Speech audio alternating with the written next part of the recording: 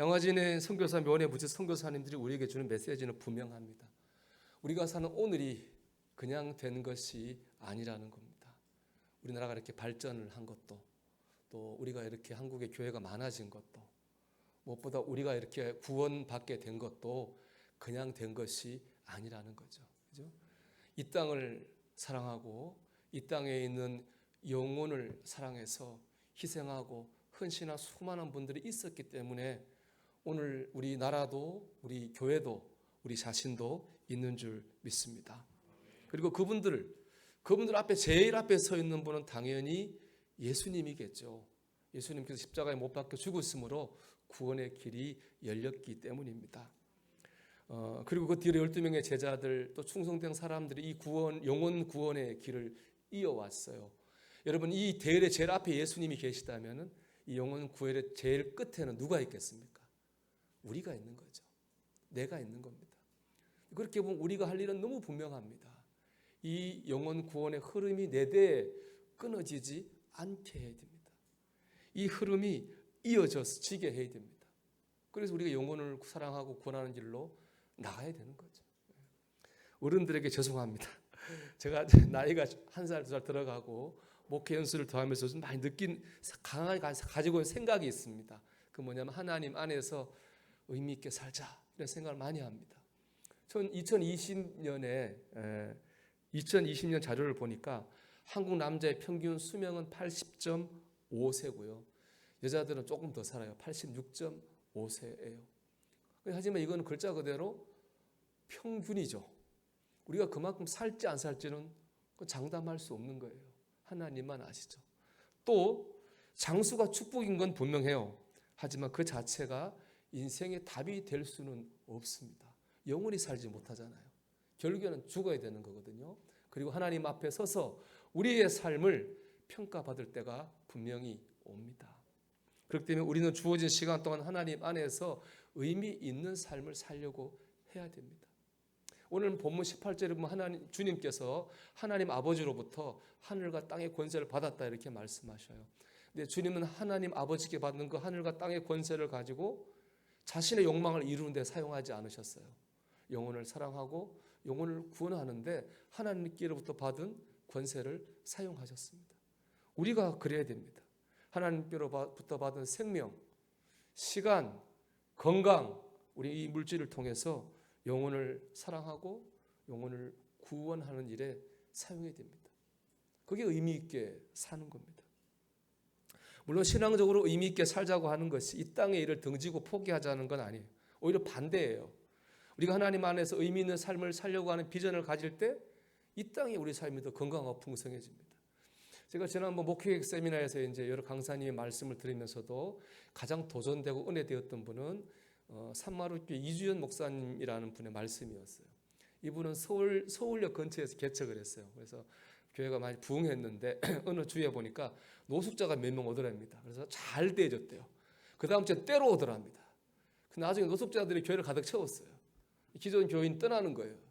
고민을 하셨답니다. 어떻게 하면 좋을까 하다가 노숙자들 위한 사역을 시작하셨어요. 일반 목회도 하시고 노숙자랑 사역도 하시는 분인데 그분 말씀을 들어보니까 이번 코로나 시국에 가장 많은 상처와 충격을 받은 분들이 노숙자 분들이라고 합니다.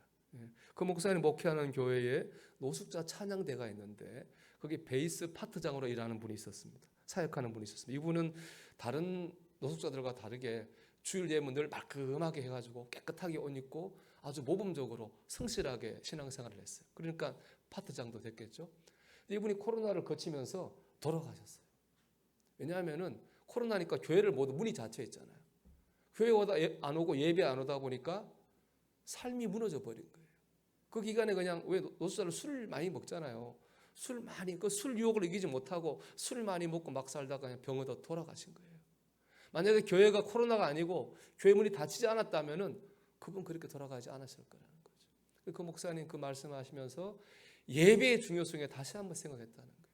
6일을 아무리 한심하게 산다고 할지라도 그래도 이 주일날 깨끗하게 옷 차려입고 예배 드리는 이 예배가 우리를 지켜준다는 거예요. 우리 삶을 지켜준다는 거죠. 그분은 예배가 그분의 삶을 지켜줬는데 예배가 무너지니까 삶이 무너진 거잖아요. 사랑하는 여러분, 예배가 무너지면 일상의 건강도 무너집니다. 우리가 교회를 와주고 예배를 드려주는 게 아니에요.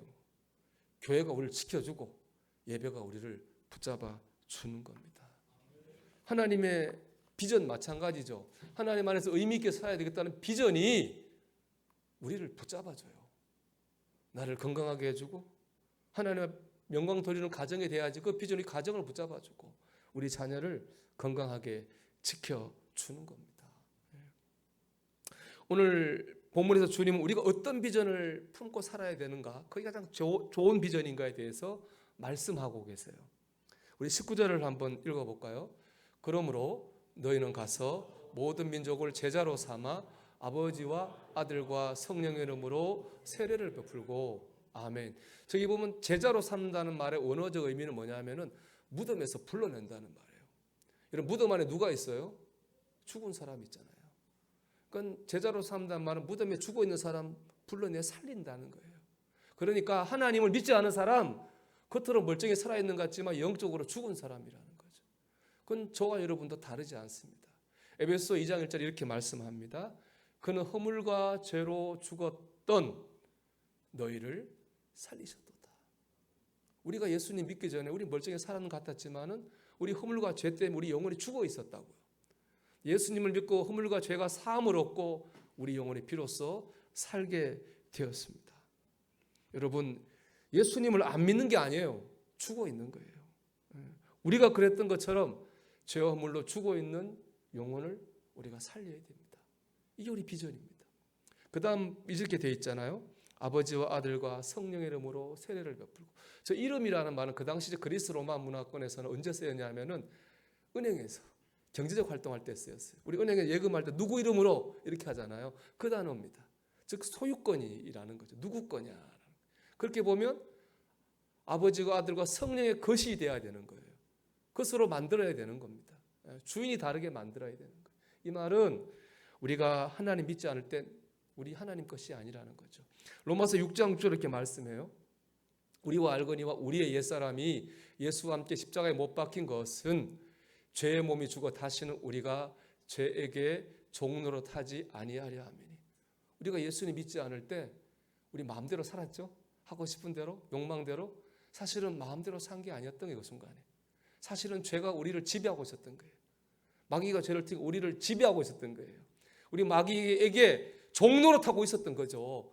예수님을 믿는 순간 마귀에게 해방되어서 하나님의 자녀가 되었습니다. 여러분 우리가 그랬던 것처럼 아직 죄의 종으로 살면서 자기가 죄의 종인지 모르고 마귀의 지배를 받고 있는지 모르고 사는 사람이 있다는 거예요. 우리는 그들을 영혼을 마귀에게서 구해내어서 하나님의 자녀가 되게 해야 됩니다. 믿지 않는 사람을 죽음에 살리는 일, 마귀의 손에서 구해내서 하나님의 자녀가 되게 하는 일, 이것이 우리가 해야 될 가장 의미 있는 삶입니다. 여러분 가정에 또 주위에 믿지 않은 분이 있나요? 그들을 죽음에 살려야 됩니다. 마귀의 손에서 여러분 구해내야 됩니다. 여기 우리 신앙생활에 초점을 맞춰야 돼요. 이게 십자가 또 우리 선교사님들이 묘지가 우리에게 주는 메시지입니다. 여러분 과연 우리가 이 일을 할 수 있을까요? 전도해야 한다는 데는 누구나 다 동의해요. 그런데 할 수 있느냐? 내가 할 수 있느냐? 라는 질문 앞에 우리는 머뭇거리게 됩니다. 여러분 할 수 있습니다. 왜냐하면은 주님께서 나와 함께 계시기 때문입니다. 오늘 본문은 주님이 제일 마지막에 하신 말씀은 뭐예요? 함께예요. 이렇게 말씀하고 있잖아요. 볼지어다 내가 세상 끝날까지 너희와 항상 함께 있으리라 하시니라. 사실 이 함께는 마태복음 전체의 주제기도 해요. 마태복음 1장 23절에 이렇게 말씀하고 있거든요. 보라 처녀가 잉태해 아들을 낳을 것이요 그의 이름을 임마누엘이라 하리라 하셨으니 이를 번역한즉 하나님이 우리와 함께 계시다 합니다. 마태복음은 시작도 함께고 끝도 함께예요. 이걸 이제 인클루지오라고 하는데 수미일관식이라고 해요. 우리가 이 시작과 끝이 똑같은 단어는 그 주제가 그거라는 거예요. 함께, 하나님이 함께 하신다는 거예요. 여러분 우리가 왜 구원받나요? 하나님 함께 하시니까 구원받는 거예요.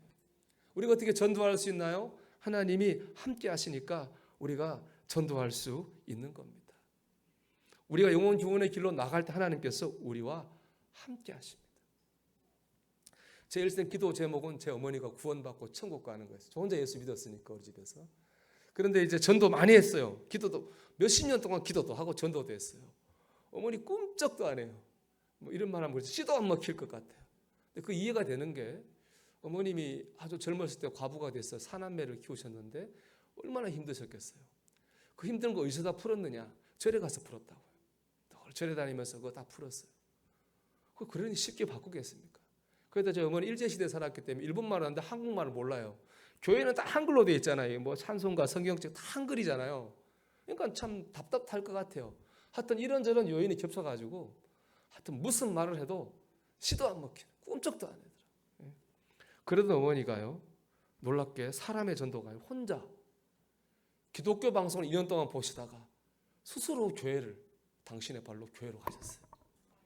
그 예수 믿다가 천국 가셨어요. 저는 못했어요. 하나님이 하셨어요. 여러분, 나는 못해요. 하지만 우리와 함께 하시는 하나님이 하십니다. 하나님 언제 역사하시나요? 근데요, 우리가 전도하려고 할 때 역사하시는 거예요. 우리가 그 길로 하려고 할 때 역사하시는 거예요. 제가 생각을 가만히 해보니까 우리 그런 기도 많이 하죠. 저도 멀리 떨어져 있어요. 내가 전도하는데 한계가 부닥치니까 그런 기도 많이 하잖아요. 하나님, 좀 좋은 전도자를 좀 보내주세요. 우리 어머니한테. 지금 우리 누님 위해서 기도하고 있으니까 저 기도하거든요. 전도자 좀 보내주세요. 그런 기도를 많이 했단 말이에요. 지나고 보니까 하나님은 사람이 아니라 그 방송을 전도자로 우리 어머니에게 보내신 거였어요. 여러분, 하나님은 놀랍게 역사하십니다. 그래서 우리는 영혼 구원하는 일 할 수 있습니다. 하나님이 함께 하시기 때문입니다. 어머니 돌아가시고 5일째 될 때 제가 꿈을 꿨습니다. 그때 제가 우리 교회 4층에 살았지 않습니까? 이제 어머니가 문 앞에 계세요. 꿈에서 안 들어오고 계시더라고. 한 번도 안 와보셔서 그런 것 같아요. 제가 이제 문을 열고 어머니를 맞아드리고 많이 보고 싶었으니까 뭐 많이 울었죠. 일단 많이 울고 한참 운 다음에 어머니께 늘 제가 궁금해하다 여쭤봤어요. 어머니, 천국은 어떤 곳이에요? 여쭤봤어요. 어머니 말씀하시더라고요. 내가 예수님과 함께 천국에서 피아노를 치면서 노래를 부르고 있다야. 이렇게 말씀해요. 제가 얼마나 감사한지 몰라요. 사랑하는 여러분, 천국에 가야 안 되겠습니까? 사랑하는 여러분의 가족, 천국 가야 되지 않겠습니까? 죽음 가운데 있는 이들, 죄에게 종노릇 하고 있는 이들을, 그들 영혼을 구원해야 됩니다. 예수님을 믿게 해야 됩니다. 이게 우리의 비전이 되어야 되는 거예요. 오늘부터 추수감사주일까지 우리 전도한 일에 집중하려고 합니다. 그런데 이런 생각합니다. 먼저 내가 누구를 전도해야 되겠다. 그건 나중에 될 일일 것 같아요. 먼저 해야 될 일은 뭐냐? 내 안에 죽어가는 영혼을 향한 사랑이 있기를 원합니다. 정말 내 그 영혼을 살려야 되겠다고.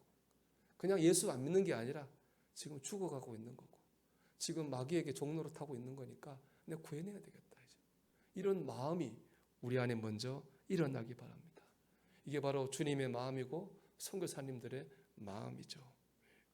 최초의 장로교 선교사인 언두드 선교사님 이렇게 기도하셨다고 그래요. 지금은 우리가 황무지 위에 맨손으로 서 있는 것 같사오나 지금 우리가 서양 귀신, 양 귀신이라고 손가락질 받고 있사오나 자네들이 우리 영혼과 하나인 것을 깨닫고 하나님의 한 백성 한 자녀임을 알고 눈물로 기뻐할 날이 있음을 믿나이다. 지금은 예배드릴 예배당도 없고 학교도 없고 그저 이곳 모든 사람들로부터 경계와 의심과 멸시와 천대함이 가득한 곳이지만 이곳이 머지않아 은총의 땅이 되리라는 것을 믿습니다.